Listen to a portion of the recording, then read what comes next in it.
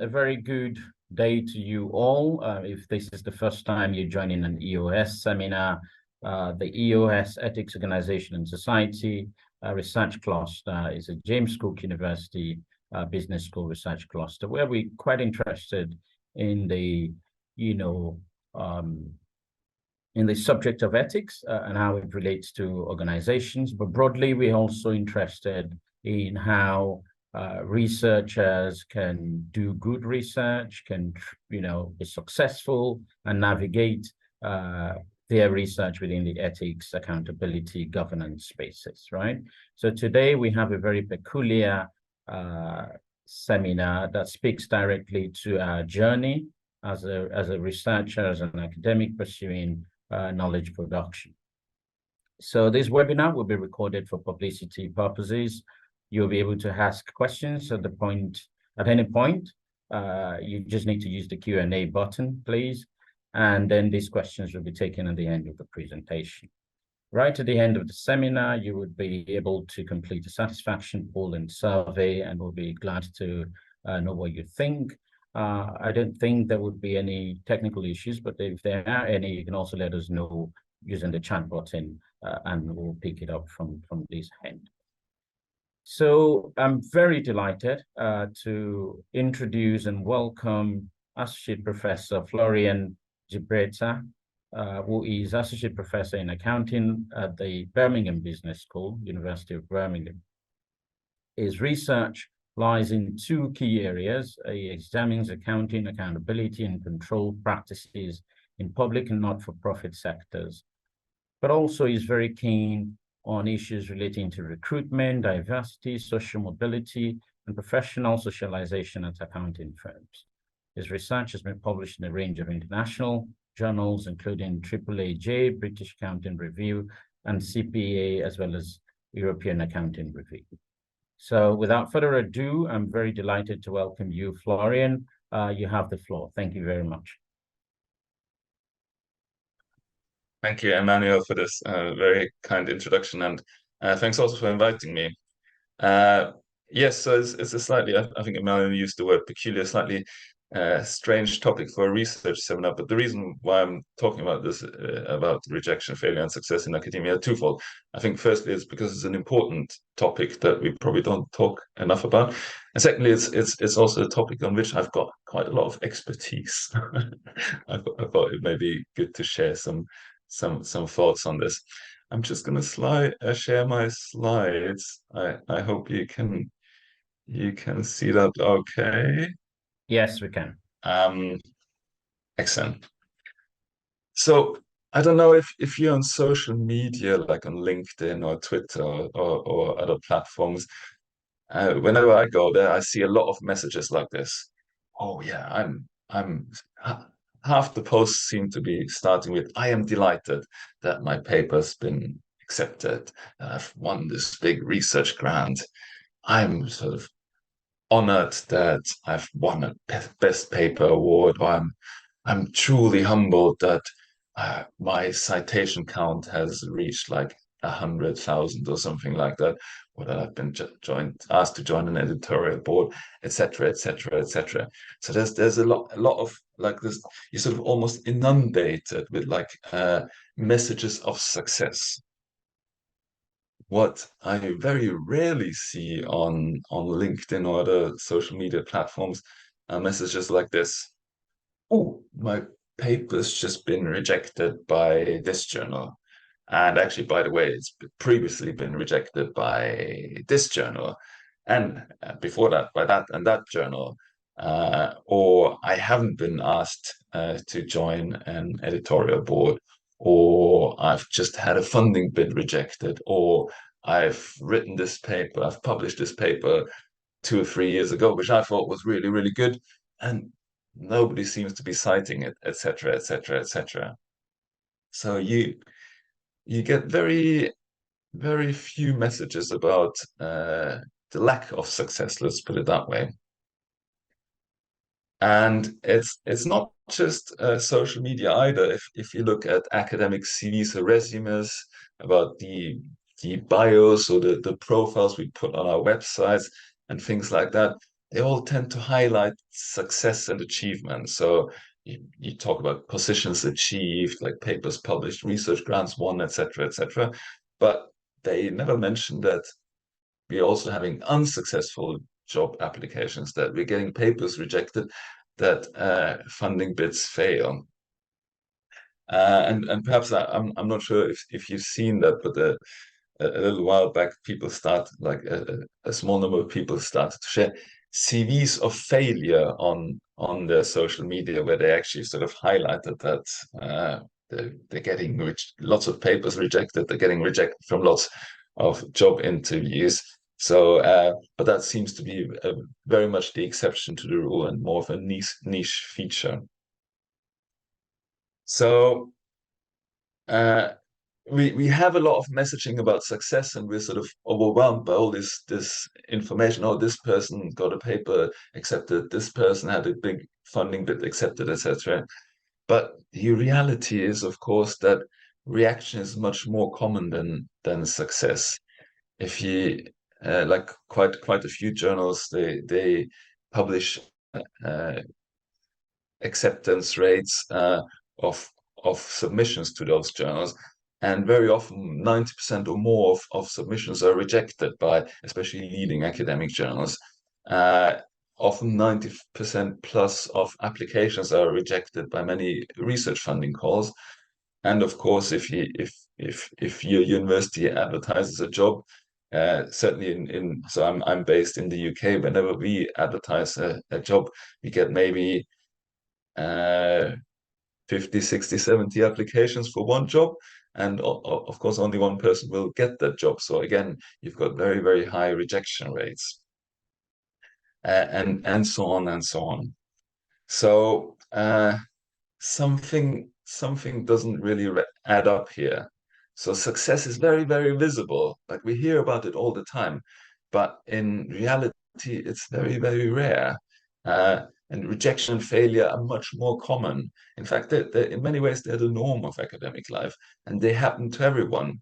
But it's usually like hidden, it's invisible, it's rarely talked about. And I think this is a bit of a problem here, especially for early career researchers, but I think also for some more experienced researchers. I'm going to give you just a couple of examples. So a few years ago, so I had a PhD student who completed his PhD like maybe 4 or 5 years ago. And at some point, it was time for him to send his first paper to a conference. And he submitted it. And then the paper got rejected from the conference. And he was really, really upset about it. He came to my office. He was like almost close to tears. And he said, "What's going on? How can this happen?" Etc. Etc. And at first I think a little bit bemused by this, because I thought, oh, okay, you had a paper from a conference rejected. That's in the greater scheme of things, this is like a really, really small problem. Like wait till you spend like sort of 3 years in the review process of a journal, doing 3 or 4 revise and resubmits for a paper, and you spent like a good amount of your life just like doing this revise and resubmit, and then it gets rejected, then this is the time when you're gonna get really, really upset. But then I stepped back a little bit, and I had a think, and it's sort of started to make sense to me, because if you think about it, most of our PhD students, they would have been very good students in school. Then they did a degree, often got like a first class degree, and then they got like often had a master with distinction, and for the whole life they've been getting really, really good feedback. Um, on their work, and then all of a sudden they send the paper to a conference, or perhaps to a journal, and it just gets rejected, and it's just not something they're prepared for, and it's not something that we're preparing them for. um, I've got another example. So I went to see a friend of mine last year, and he's like a relatively successful mid-career academic. So he's getting like a fair number of papers published, and then he I just asked him, how are you doing? He said, oh, I'm like a little bit depressed. I'm like a bit unhappy. And I asked him why. And he said, oh, it's just been ages since I've had a paper rejected. And then I asked him, okay, how long? Because I know he gets quite a few things published. So I asked him, like, how long has it been since you had your last paper accepted? And he said, yeah, it's been something like 5 or 6 months. And I said, what, 5 or 6 months? That's like really recent. He said, yeah, but I saw on LinkedIn that this person got this paper published and that paper published, and this person got this research grants, etc., etc. And so he was feeling like really sort of overwhelmed by all this sort of social media things, and he felt like a lot of pressure, even though he was actually doing really well by most standards. So I think there's something going on here which is having like a real impact on the well-being of people, and also on their ability to actually do their job. So I think we need to talk a little bit more about rejection, and I think we also need to make it clear to people right from the outset that everybody gets rejected. Like literally every single person I've talked to gets rejected. There's one person who who said, "Oh no, I never get rejected." Because I did the seminar at his university, and then afterwards people came, yeah, he actually sort of gets rejected a lot. He's just got a very selective memory about the things that happened to him. Um, so everybody gets rejected, and being successful is not about avoiding rejection, which is it's effectively impossible. Being successful is about dealing with and learning from rejection. So I've hinted at this. I've done this seminar a few times now at a few universities, and I've been getting lots and lots of really good sort of input from the people who are attending. So I thought, okay, I'm going to sit down and look at the collective wisdom of the people I spoke to, and how they deal with rejection. And almost always the first piece of advice people shared is try not to take it too personally, which I I never found this very useful personally, but everybody says it, so I sort of have to put it in there. And the reason why it's really hard not to take it personally is because, like, especially if you're, say, a PhD student who's submitting their first paper, so you've just spent like 3 or 4 years of your life doing your PhD, you've put your heart and soul into this, and then your first paper is effectively the first output of this sort of 3 or 4 years of really hard work. And it's really, really difficult um, to then make a distinction between your work and your sort of whole being and your sense of self-worth. So if you can do it, please try not to take it personally. I personally always found it difficult, but if you can, try to remember it's a commentary on your work, not necessarily on you as a human being.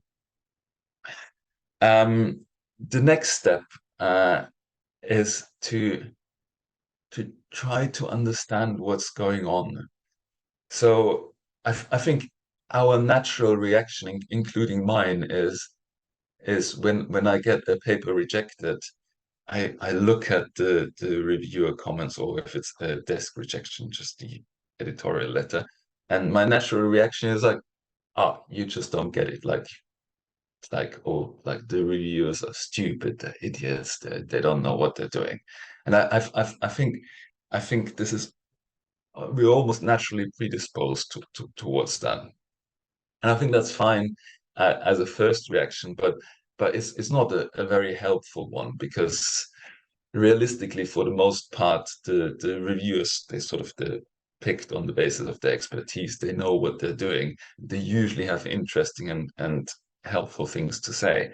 Um, so I think what's really important at this stage is that you try to take a step back. You really try to understand what the reviewers are saying to you. You try to reflect on what went wrong, and you try to learn from it.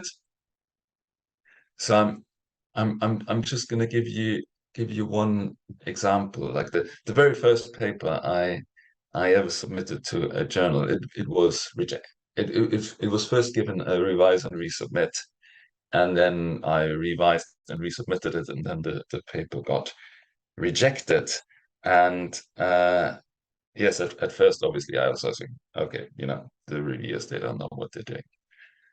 Uh, but but then after like a couple of weeks where I sort of had to come to terms with my rejection, I actually sat down and had a really good think about it.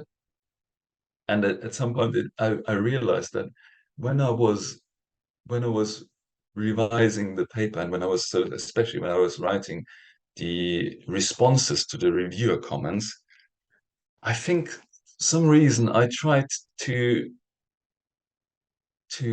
I wasn't really engaging with the reviewer comments in a productive manner. I think I was sort of trying to show to the editor that I was more clever than the reviewer, that the reviewers got it wrong, and that I was more clever than the reviewers. And there were two problems with that. Firstly, I wasn't more clever than the reviewers. And the second problem was that the reviewers just looked at this and said, look, this person is not engaging with my reviewer comments in a productive manner. Um, it, this is completely pointless to give any more feedback. I'm just going to reject the paper. And of course, the editor rejected the paper and I got a rejection. And I think rightly so, because I wasn't sort of engaging in the process. So whilst I got rejected and it was very painful, what after reflecting on this, I learned something that's been really, really helpful for me and that is to sort of try. You always have to remember the reviewers. They're uh, in my discipline, which is accounting. The reviewers don't get paid. They are giving away their time for free to provide a service to the community, and as I said, they're often like really experts in their field, and they're often providing really good feedback. So I learned that it's really, really important to do the reviews to courtesy, to engage with their comments. Sometimes I don't agree with the reviewer comments, and that's fine. But then at least I explain to the reviewers why I don't think this is after really careful consideration why I don't think it's a good idea and why I'm going to take this in a different way. But I will always show to the reviewer that I have really engaged with the comments, that I've reflected about it, and that I have taken it on board, even if I ultimately don't go into that direction.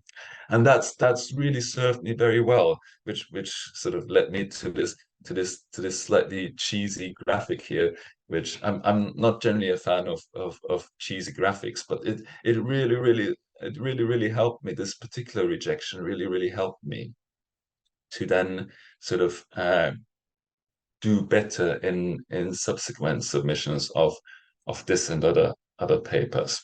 Um, so yes, if you get rejected, reflect on it, think about it, try to understand what's going wrong. Do it on your own, but also talk to people. Like, I mean, ideally, you talk to somebody who's done this many times before, because often review letters, whether they're rejection or even if it's a revise and resubmit, even if I get a revise and resubmit, often I read the review letters and I think, oh man, this is so negative. This is so like, just picking on negative things. And that's how review letters are. But it's not per se something to be upset about. And if you have somebody who's done this before, they can sort of help you a little bit with understanding uh, what the review letter actually means and what people are saying. But it could just be, like your brother, your sister, your mother, your friend, or something like that, just to get a different perspective and see, okay, this is what I think they're trying to say. Um, or perhaps like your colleague down the hall or something like that. Just speak to somebody as well to get a second or a third view on what's actually going on here, and try to understand what's going on, reflect on it, and crucially try to learn from what's going wrong. Because if you just keep doing the same things over and over again, chances are that the outcome will be will be the same. And then finally, once you've reflected, you understand it, and you've learned, I think it's really, really important to make appropriate changes. And sometimes those changes may be quite substantial. Sometimes after reflection, we also have to give up a project. You know, there's some really fundamental flaws here which we cannot address. So we need to move on to the next thing. Or sometimes, very rarely, we can also, after much consideration, we can conclude that actually on this occasion the reviewers got it wrong, and I don't need to make a huge amount of changes, and we can just send it to another journal. But the really, really, really, really important thing is that you do submit it to another journal. I know a few people who had the first paper rejected, and they just left it at that. They just left academia, or they never submitted something again because they were just so upset about it. But the reality of the peer review process is that even though from the outside it looks like this sort of perfectly rational edifice, like, you know, with expert reviewers and really esteemed and established editors, and like a very sort of mechanistic review process. But ultimately, what is happening is that your paper lands on the desks of usually 2 or 3 reviewers, and depending on who those reviewers are, in what mood they are, in what sort of preferences they have, the outcome of a submission can be very, very different. So just because you've had a paper rejected doesn't mean that it's necessarily a bad paper. There may be some problems with it, which you can try to address, but please try to submit it again, because the chances are it will land on somebody else's desk, and that person may have a more positive inclination towards the topic, or maybe more supportive of your topic, or may give you the benefit of the doubt, and they may give you some helpful feedback how to develop the paper further. But as I said, it's really, really important that you try again, because and this is one piece of feedback I got a lot, is that there is an element of luck in the peer review process. And by submitting again, you're giving yourself another chance at this. And yeah, very, very, very often people commented that, hey, you know, I had this paper rejected from one journal, and yeah, actually, I thought, I mean, you know, I made relatively minor changes, and then it went to another journal of similar standing, and it had sort of slightly more supportive reviewers, slightly more favorably inclined reviewers, and then it got accepted. Um, so give yourself at least 1 or 2 more chances, because, as I said, there is a little bit of luck involved in all of this. So these are sort of the main points I've taken away, both from my personal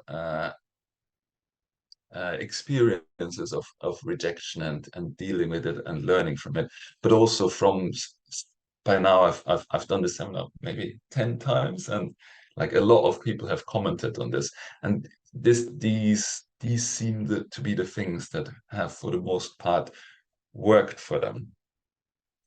And yes, I'd encourage you to engage with some of them.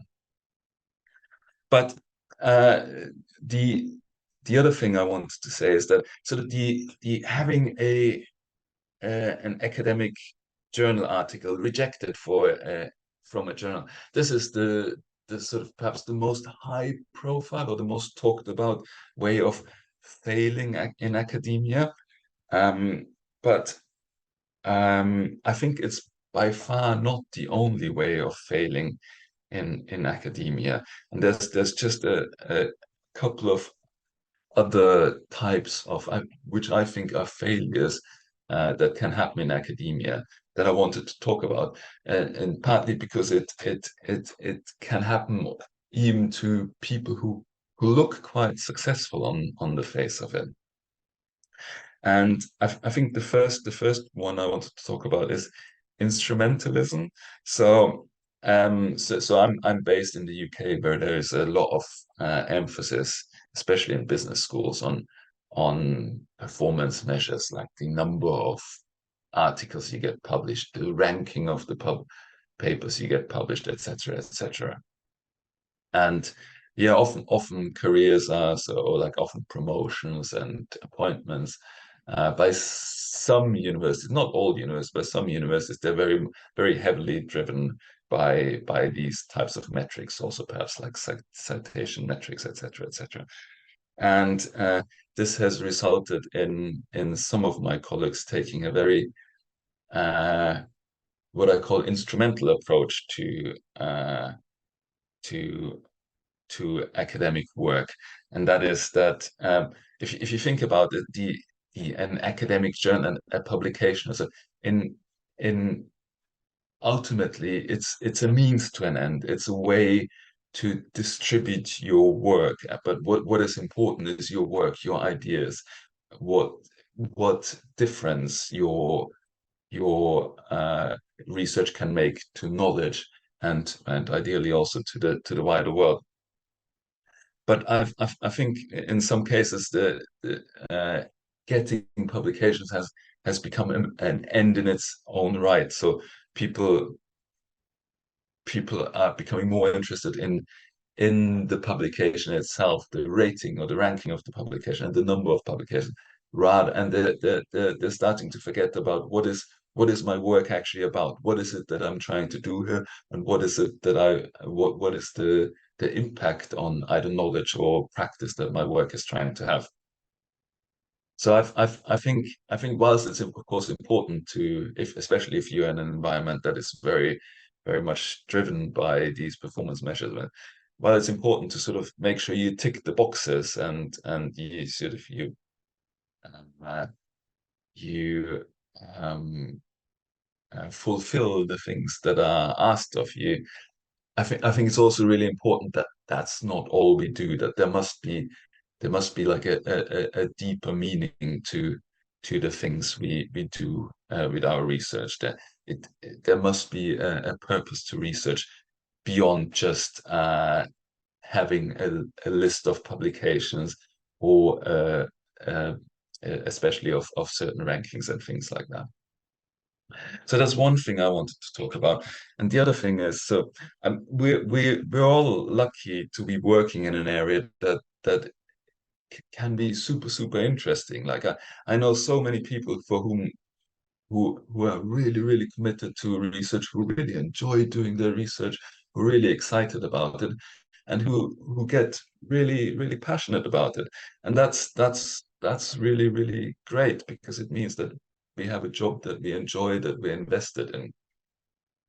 But in some ways also academia is like an there's no clear end to the work. You know, in theory we could all work 24/7, and it we would never be like, okay, I have now completed academia. Like, you know, you complete a computer game or perhaps a sort of more normal nine to five job. I've done the things that are asked of me, because you know there's always more you could do.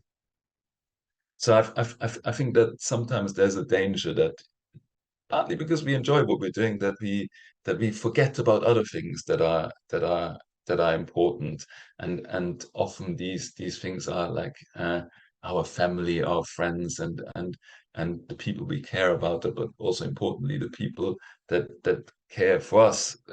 So I think we always need to make sure that even if we're really excited about our research, and even if we enjoy like really getting into this, that we have some time to spend with the people that form part of our lives.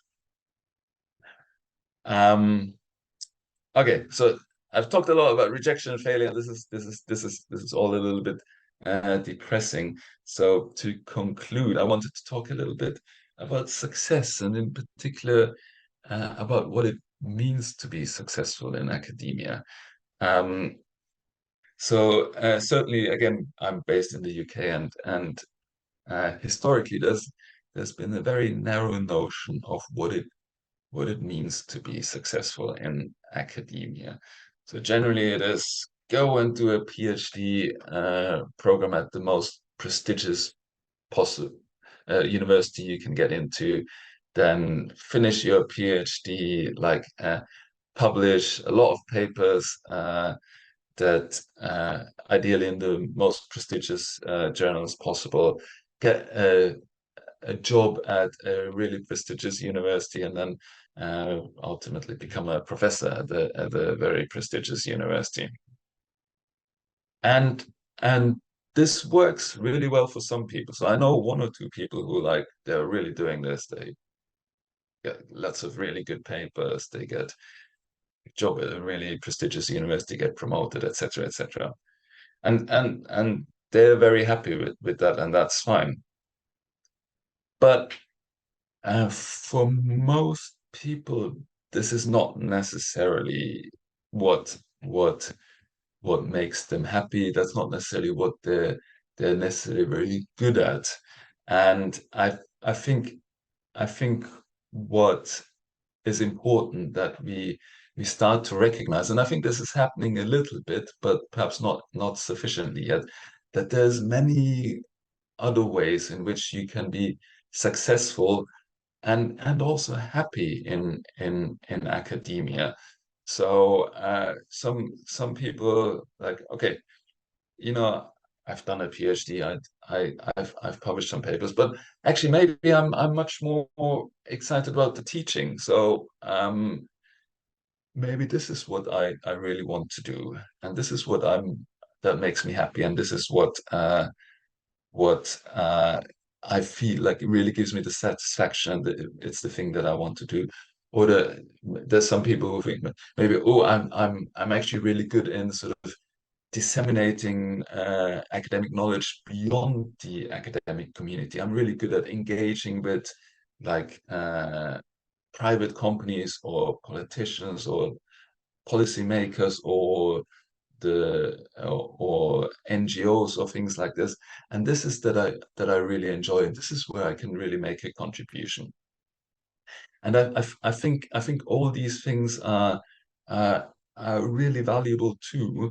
And I think we need to allow ourselves to be open to pursuing different types of things, that to focus on different type of things in academia, if those are the things that make us more happy, rather than sort of trying to sort of squeeze all people who are in academia into this very notion of what it has historically been to be successful.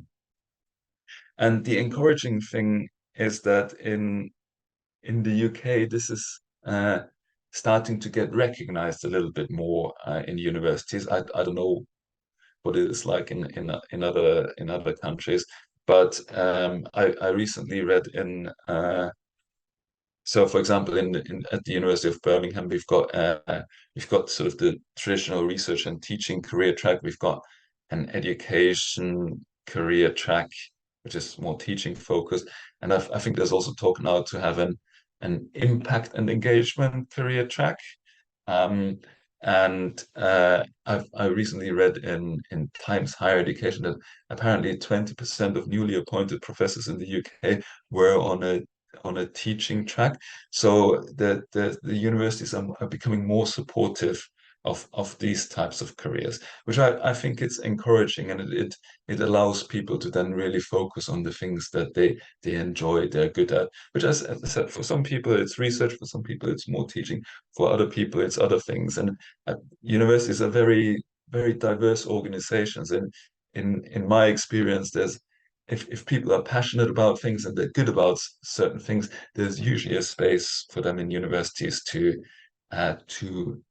make a really valuable contribution to the organization. And I think we should encourage and support that. So I think that's me all done.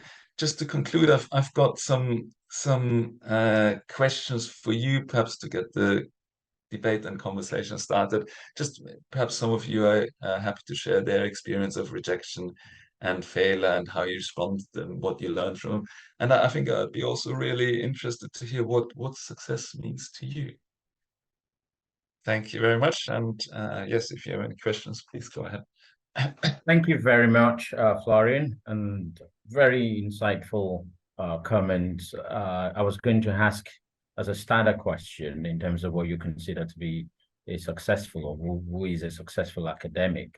And I think you answered that towards the end. So I'll just go to some of the questions we've received. So Esther has asked, the best person to give advice to new academics, for instance, a PhD student who has just completed, is the PhD supervisor. But what happens if after a paper rejection, the new academic isn't getting feedback from the supervisor or any from the assistants at pushing the paper to a publishable standard? Is there a voluntary organization of experienced professors or researchers that give helpful feedback? So essentially, she's interested in knowing, you've completed your PhD. During that process, you were getting feedback from your supervisor. Post-PhD, supervisor takes the view that you're an independent researcher. What should be done? Yeah. Yes, that's a really good question. So it's as I said early on, it's really important to reflect and to learn from like things like reviewer comments. And in it, like I think it's really important that we give this a go ourselves, because this is the only way we learn. Because if we just like, if our first instinct is always to ask people and do what people tell us to do, this is it's not really a way to really learn things for themselves. Having said this, once we've given this a go ourselves and had a really good thing, it's really helpful if we have someone to speak to about this, ideally somebody experienced. So yes, often that could be a PhD supervisors, and some supervisors are really good. They will sort of continue to support students. Other supervisors, for various reasons, may not be willing and able to do so, which makes it less of an option. So in that case, there's a few other things you could look into.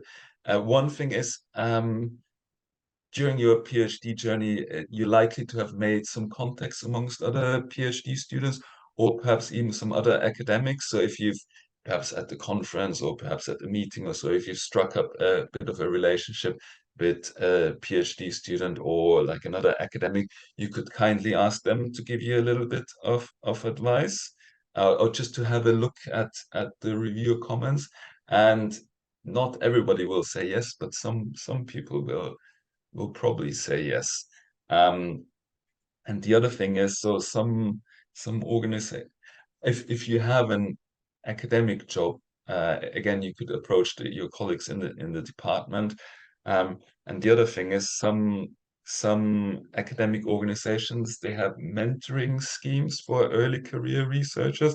So as I said, I'm in accounting, I'm in the UK, and here the British Accounting and Finance Association runs a mentoring scheme where early career researchers, you can submit an application to the mentoring scheme, and then the scheme will pair you up with a more experienced researchers who's a mentor to you.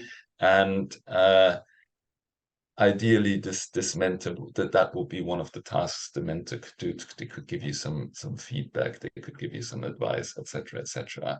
And I guess I think mentoring schemes are great, but they always depend like on how lucky you are with your mentor. There's some mentors who are like really fantastic. Other mentors are less good, but if they're engaged, they should be able to give you some helpful feedback. But yes, so I one thing to note is, so I don't know what your background is and what discipline you are, but for example, with the British Accounting and Finance Association, I think you probably have to be in accounting and finance, but you don't necessarily have to be in Britain. So it's an international organization. So, for example, if you are based in Germany or in China or in, I don't know, in, anywhere in the world, you can still become a member of the British Accounting and Finance Association. And I think the mentoring scheme would be open to you. And if you're in another discipline, there may be similar schemes that you could look into. Um, so I hope this is helpful. Thank you. Thank you, Florian. We have a few other questions. So we go to, how do we promote interdisciplinarity amongst colleagues within the college and across colleges in ensuring collective success? I think this is largely about, how can scholars work interdisciplinary in an interdisciplinary manner, and hopefully maybe that can improve their publication success, their funding success, and that sort of thing. That's a really good and an important question, and I'm not sure if I've got like the sort of snip your hand and the sort of a ready-made solution to this, but I think what's important is that we get people to talk to it. Like often I think it's less so, but historically lots of academic or some academic disciplines they've sort of operated almost as silos. They were like sort of so for example, I think certainly in some parts of the accounting opportunity there was this thing, okay, I only talk to other accounting researchers, I only read accounting journals, and I I will not sully myself with anything that's not accounting. And obviously that's not helpful for interdisciplinary research. And I think it's also not helpful for good research, because a lot of the things we are interested in different disciplines, they're actually quite similar, and there's a lot of synergy and overlap and potential for cooperation. So I think it's important that we get things get people together. So for example, you could organize workshop around, rather than around disciplines, to to organize subjects on themes, or sorry, workshops on themes or substantive topics or something like that. And then so do that, and also make sure that you reach out to different parts of the school that you're into, or the faculty, or the wider university, because yes, there'll be, so for example, the work I do, there's people. So I'm based in a business school. There's lots of people in areas like education or health and social care, public policy, etc., who sociology, etc., who are interested in those types of topics. So it's just important, like we need to try to get these people, create some awareness of what people are doing, and then also try to bring those people together. And it may just be like I remember, like years ago, the university I was working in, the dean sent an email to all the departments and said, okay, tell us what themes you're working on in the department. And then they sort of brought this together and said, hold on, like there's lots of people doing this and this. Maybe we should like sort of, invite them for a lunch to get them to talk to each other. And yeah, I can't remember whether it immediately led to any big corporations, but I'm always happy to go to things if there's free lunch, and I think that's true for a lot of academics, and it may just be a way to get them talking to each other, and things can develop from there. Okay, thanks, Florian. I think in addition, working on research questions that cuts across discipline, it's also, very useful in that regard. And also, other colleges, say typically in the sciences, they are generally more successful with research funding in terms of the size of their grants. So there's a leveraging opportunity in that space for more social science type of researchers. How do we connect research? I believe this question has extension work, but I'm guessing what the person is referring to is like impact type work. So how do we connect research and impact work such that they're both accorded equal value? I'll probably frame that to probably mean, a research professor, a teaching and learning professor, an impact, engagement type professor. How do we accord them the same value? I think that's probably what the question is about. Well, that's a good question, and people will have different views on whether this is a good thing or a bad thing. I think there's some. I think it's important that we. I think it's important that we do. I, I'm I'm sometimes a little bit suspicious of, especially the UK government. It's like, okay, we're only about impact. I think there's some value in doing some sort of like free, open-ended research, because often in the long term that's where like really transformational ideas are coming from. But it is also true that a lot of benefit to society can arise by making sure that ideas from research are then implemented.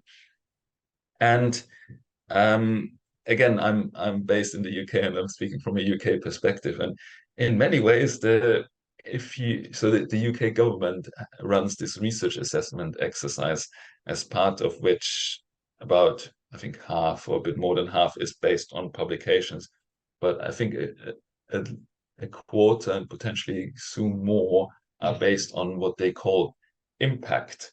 So if you're in a UK university and this impact is measured through what they call case studies, and if you have a case study in the UK now, then you're a very popular person, because universities will give you promotions. University will try to appoint you because it's something that really counts in the way that research is measured.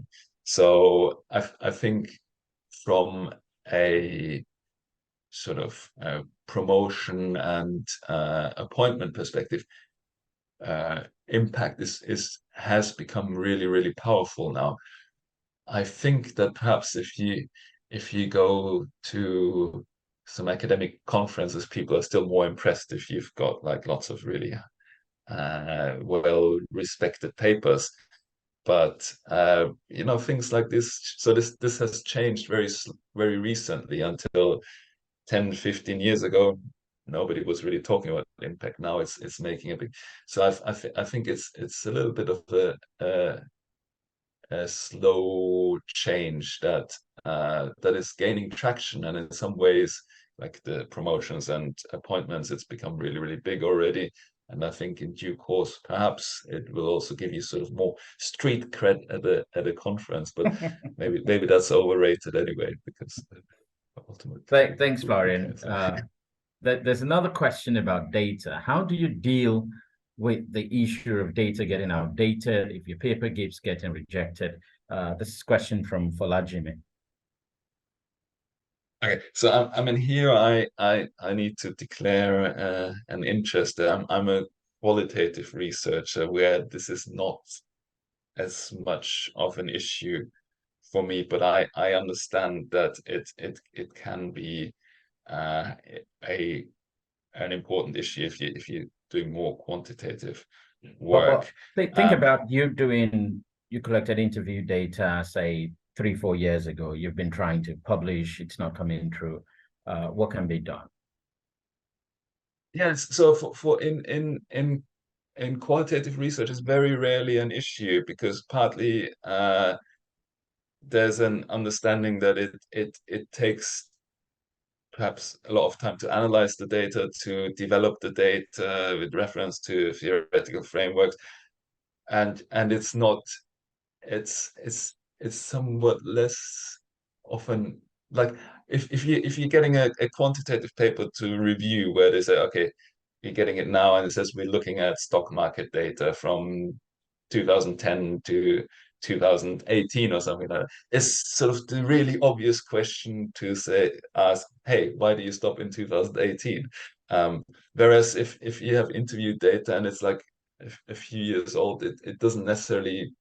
It's so I've I've submitted some papers with like older interview data, and I've never had like any pushback on that. But yeah, I mean, I think Emmanuel, you work more with quantitative data. Perhaps you can. Oh, I mean, I could make something up now, but it's just not No, a question I have I any think you're right. genuine expertise in. Yeah, I think you're right.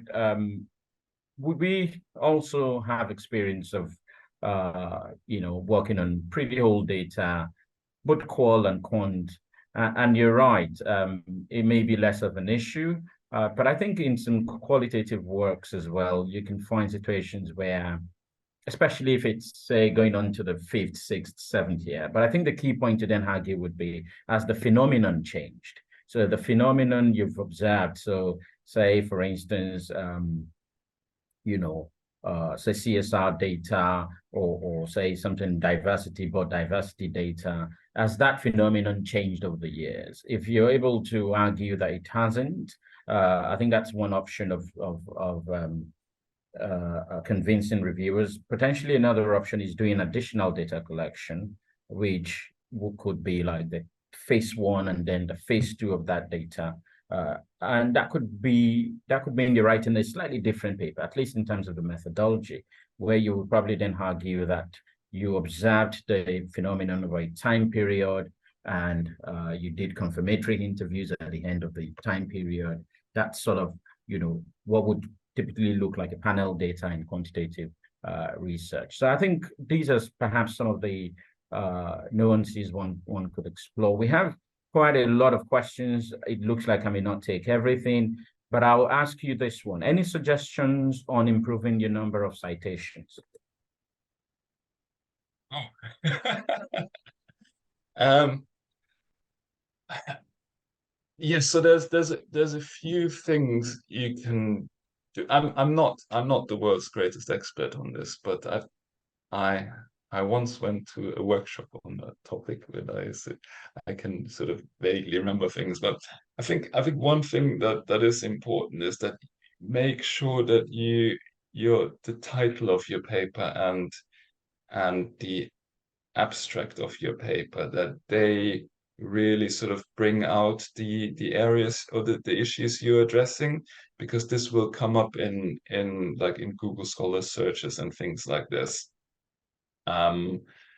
So like make sure that you identify your audience in a good way, and that you become visible to the people who are interested in this type of research. So that from a sort of more pragmatic. The other thing is, of course, do good research. Do research that you're excited about. Do research that makes a contribution to the community, because this is more likely to be picked up. Because if it's a novel, so it's a good idea, which is of course easier said than done. But yeah, I think ultimately that's part of the problem or the solution. Thanks, Florian. Thanks, Florian. And in addition, pay attention to your keywords, what you write in your abstract, and also share your work. Share your work, put it on SSRN, the pre-published version, share your work. And finally, do a lot of reviews for journals. If journals ask you to do reviews that are within your area, do your work, do the reviews. It's also an opportunity for you to suggest your work to other scholars that may be in their area and they may find it useful. Another question. Thank you for the insightful presentation and sharing the rejection, failure, and success in academia. Can I ask your thoughts in a scenario if a paper is in the R&R process and you find another new paper just published by a big name and is very similar to yours, what will you do? Is there still a chance to publish? That's a really good question.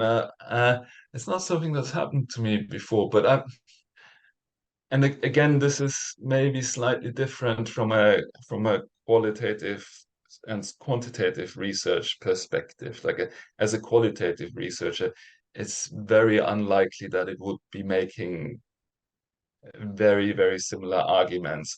Or if it was, then I'd just sort of see if I can I mean see if what like I'd have like a really good look at the paper. I'd study it carefully and then see what my work can add to, or if it sort of highlights slightly different issues also. Like I think usually with after careful consideration. Like you can find an angle where you say, okay, this is something I'm doing differently. This is something I'm doing where I can add something extra. Uh, but yes, it's a little bit unlucky, but certainly in sort of qualitative research, there should be ways you can extend it. Perhaps Emmanuel can comment on from a quantitative perspective. I think in some ways the research is sort of slightly more or not predetermined, but I intuitively it Objective. seems more likely to me that for a quantitative paper you'd have something very similar that would come out, just because it's a little bit more clearly set out what you can and what you can't do. Does that make sense? Yes, thank you very much, Florian. I'm rushing to ask as many questions as possible here. So we have another question from Okweoluwa. In your opinion, how can academic institutions foster a culture where it's acceptable to learn from failure more openly? At the moment, research allowances are taken off after a rejection. Well, that's sad to leave. Yeah, I think this is really, really, really a big problem that and it goes back to this problem that a lot of universities are now becoming very, very sort of results driven and sort of performance indicator driven. And I think having said this, at the same time, there is certainly in some countries, there's now a movement away from this a little bit, or there's attempts to move away from this. So in the UK, there's now something new for the next ref, is that there will be an increasing emphasis on research culture. So it's not just about outcomes, but also making sure that there's a good culture, a good environment in the department. I think in some Dutch universities, they're also trying to move away from this sort of factory approach and thinking, okay, good research is more than pumping out a lot of paper. So I think it's important that that we get senior people in our disciplines to make a case to universities, to governments, to funding bodies, and say, look, this is like this idea that you just sort of pump out lots of papers that may like tick some boxes if you think of academia as a factory, but it's just a factory that produces a lot of papers. It's not necessarily a factory that produces good research. And the way of producing good research is to actually give people a bit more time to think about things, to develop their ideas, to allow them to take a step back and try again. And especially for early career researchers, we need to make sure that we have arrangement for this time. Obviously, how to convince the higher ups to do those things,